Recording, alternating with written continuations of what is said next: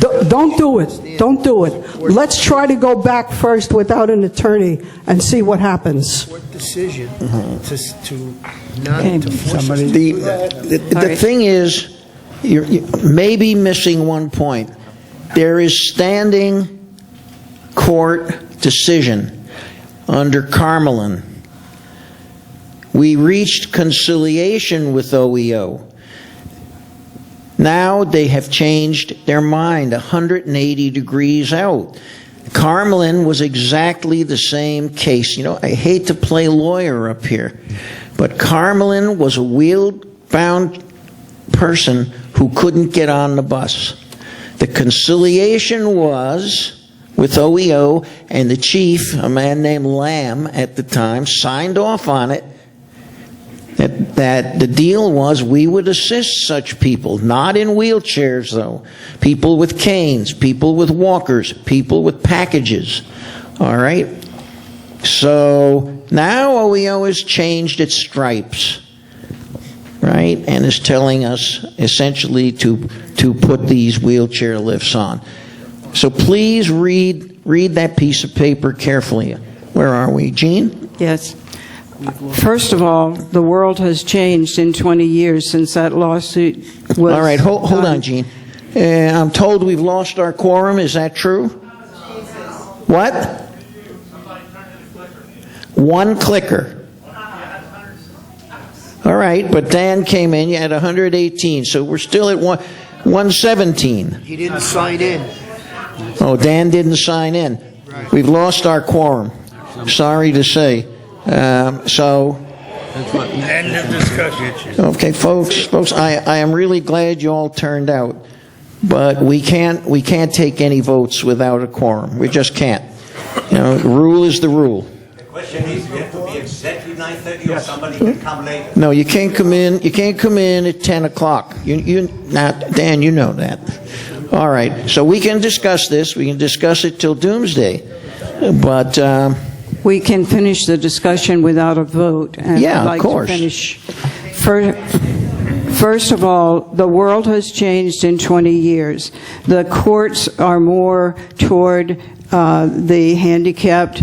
There is more being done for the handicapped every day. Why put $25,000 in a lawsuit that we'll probably lose and then have to go ahead and do what they want anyway? So why not offer a compromise to them and avoid the lawsuit? I say turn it down.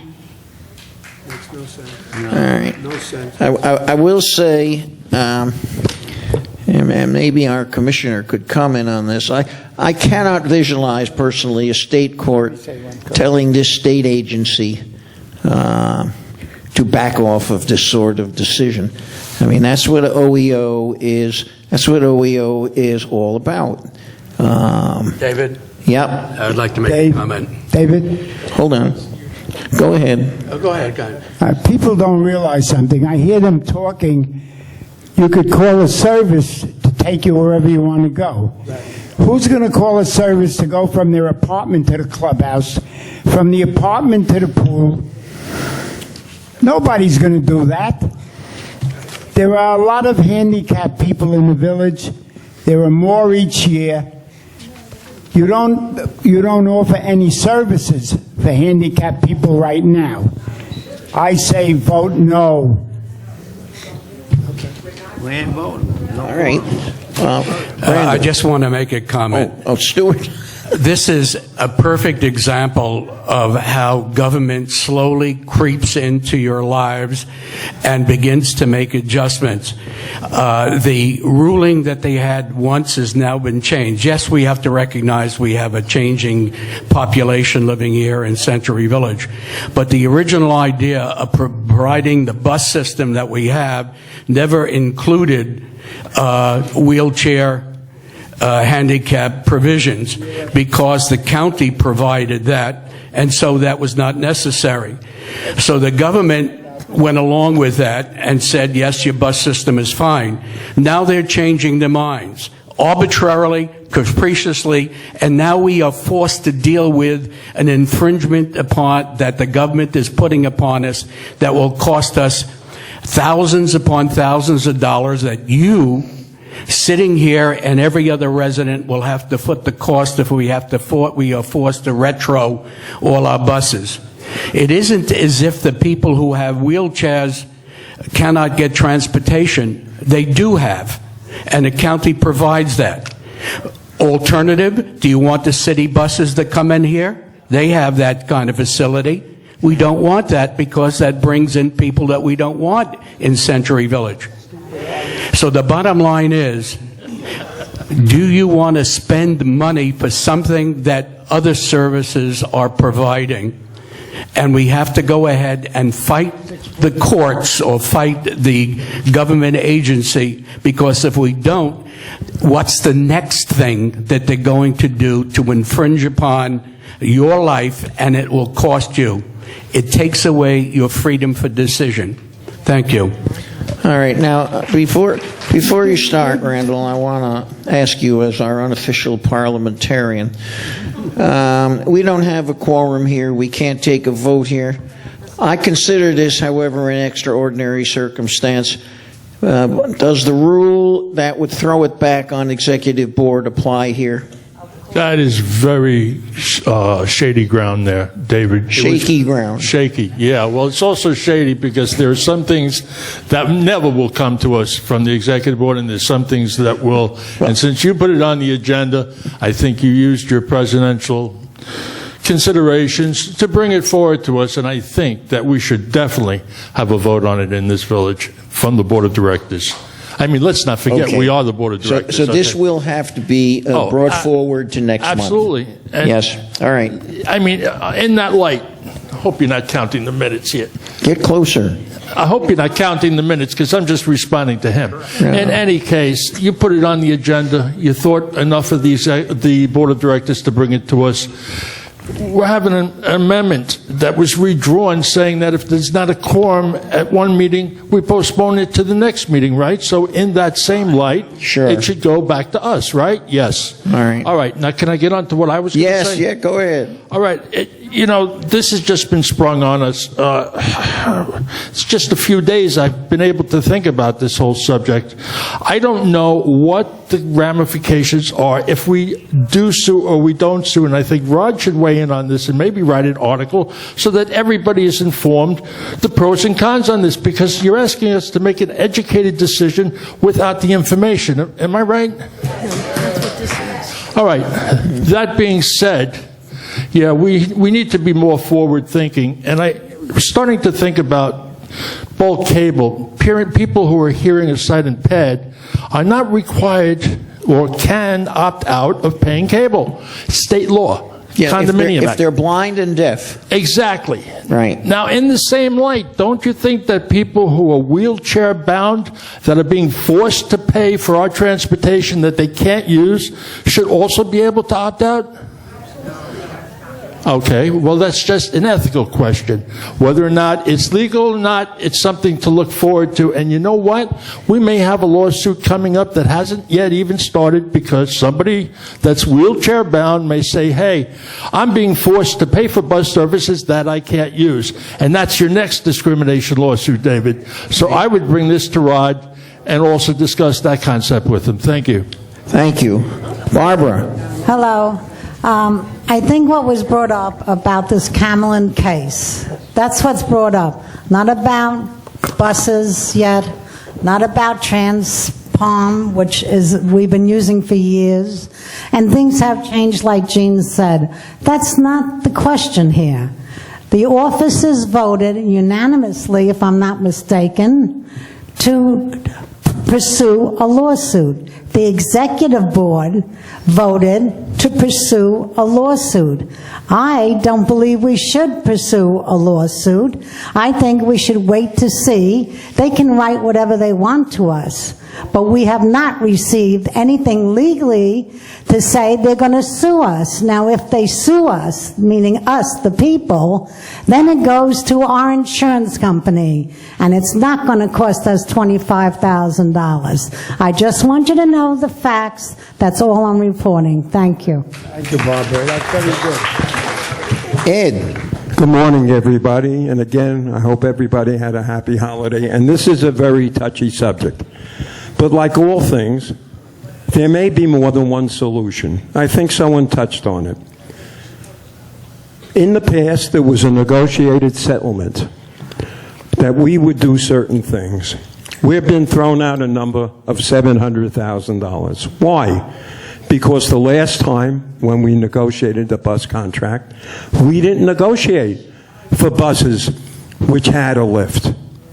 We're 2 years into the contract now, which means that in 3 years, when you renew the contract, you could negotiate to have buses that would have a lift, and it would only be a de minimis increase in the cost. My suggestion is, since we haven't been really put upon, and maybe not just an individual, but maybe an attorney, try to start a negotiation, a contract with that agency, and see if we can negotiate something that will make them feel good, and that, just like we promised to do in the past, that we would help the people, we could make a promise, or whatever you want to call it, that in the future, when we do have to renew our bus contract, we would then opt to get buses that would comply. And since they haven't even touched upon scooters and motorized wheelchairs, these particular lifts will accommodate that, as we see. I think we had those buses in the village when this bus company lent us buses before they had the actual buses.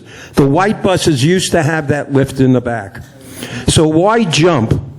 Why not try to negotiate first? And as Barbara said, if we're being sued, the cost of our defending the lawsuit would be put on our insurance company. Maybe, I don't know, because it's a government agency. But right now, why jump? Let's explore what is a good possibility, and if it doesn't work out, it didn't cost us anything to try to negotiate on a goodwill basis, and that's my suggestion. All right, thank you, Ed. Since we cannot vote in this, I think we'll hear from Dan, and then I would like to present our engineer to you, because we have another major project which ultimately you're going to have to vote on, and that's the Century Boulevard project. Okay? Dan? Yeah, I just want to bring up a new concept on all this thing. I know airlines do this thing. Why don't we lease a car from the city that's already made? We're talking about hundreds of thousands at the end of the day to just lease a car, ready-made, everything already equipped. It could be a very good idea. It takes $3 to take each one, so it's a win-win situation. If the guy with the wheelchair wants to go, he'll get a call. Yuko will pay for it, but it'll be peanuts compared to what we want to do here. I mean, just let's lease a bus, and much, much cheaper. All right. Again, we're kind of spinning off into options. And next month, when this comes forward again, please, let's recall the specificity here that we're up against. Our attorney is suggesting something, and it doesn't mean we have to follow it. So it'll be either yes or no that we will proceed with this lawsuit or not. And I assure you at this point, given all the discussion we've had, Yuko will do nothing on this. This will sit, and next month it'll come back to you. I'd like to go, but again, this is for information only. No votes can be taken today. We have a project on the Cooker to put up a fence along the golf course, about 1,350 feet, and this will necessitate redesigning and putting in a new sidewalk according to code. And this project is cooking up to be something on the order of $350,000. That's a lot of money. And we have a young engineer here who has done the RFP and done all of the engineering drawings. And I'd like to give him some time to present this project to you. All right?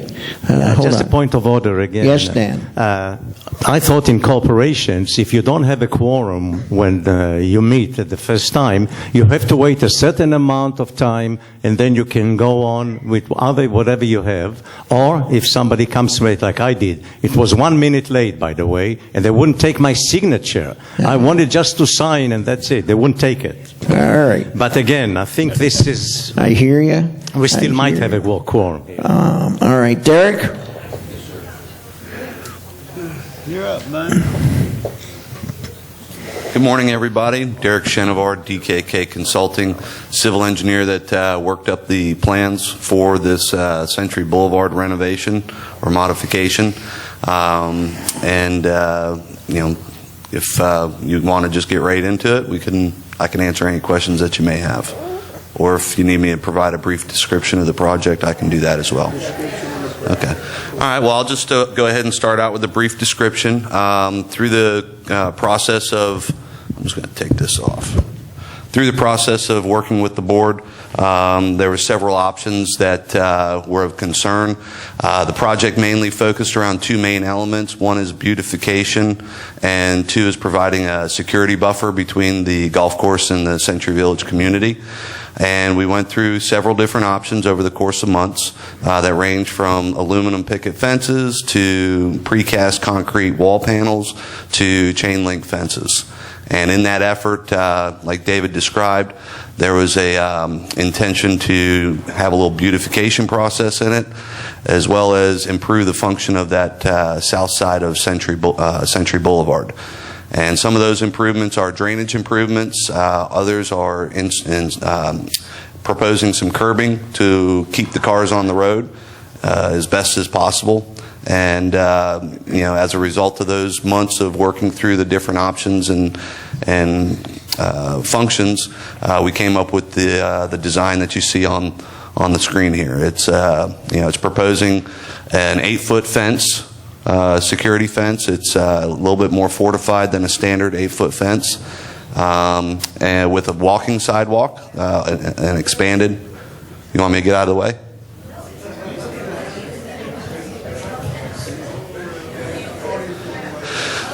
So the fence is, if I hear everybody correctly, you can't see the fence in the diagram. Okay. So that's a depiction of your fence, and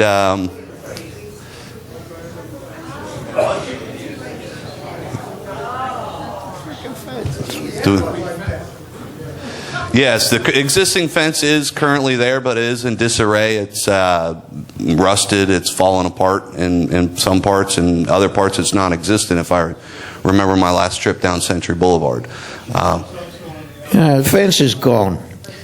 Mr. Waldman took the whole fence down, 1,350 feet of it.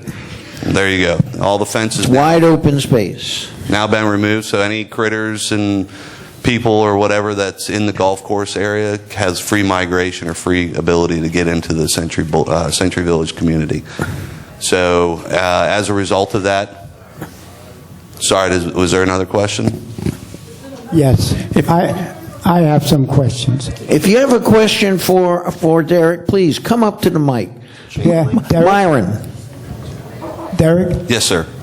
have you broken down the price of the project by what the individual type of thing costs, like the fence, the sidewalk, so on and so forth? Do you have a breakdown on that? Yes, we did. Yeah, Could that you was tell me what the breakdown is on the sidewalk? not off the top of my head. I'd have to revisit the bid. Do you consider a sidewalk a capital improvement? As far as the language of the community goes, I No, really not the community, as far as the rulings go, like tax department, so on and so forth. That's a permanent piece of equipment that's put down, that's going to be there forever. That would be a capital improvement, wouldn't it?